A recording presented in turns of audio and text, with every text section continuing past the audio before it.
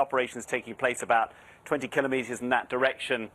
The problem has been not so much bad weather in the last day or two, but the currents, they're still strong. The visibility is still challenging.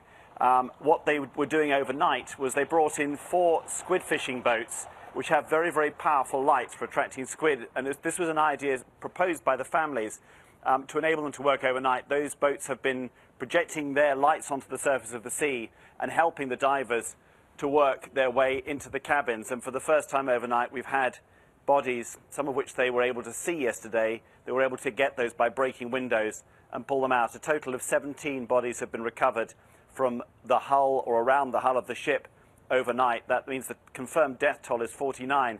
But this is still a very slow process and painfully slow for the families, more and more of whom now accept that there will not be survivors.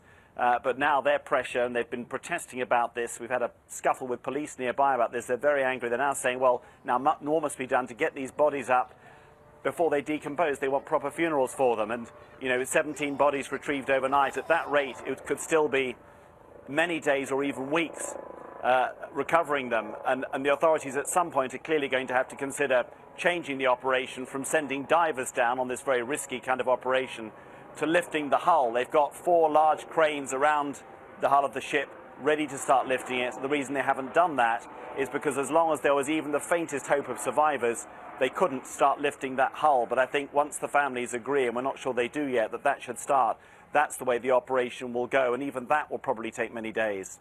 And we understand that this operation could take up to 2 months. That is a very long time for those family members to wait. It's awful, but it is the reality of a very large, nearly 7,000-ton ship that is capsized and sitting between 37 and 10 metres below the surface of the water.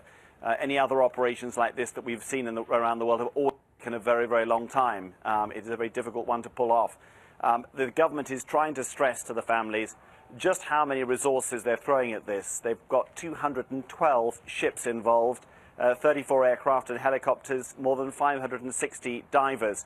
What the families have said is, don't quote us statistics, bring us results. Realistically, I don't think it can happen faster, but there's huge pressure on the government. There was even talk of the families marching on the presidential Blue House in Seoul.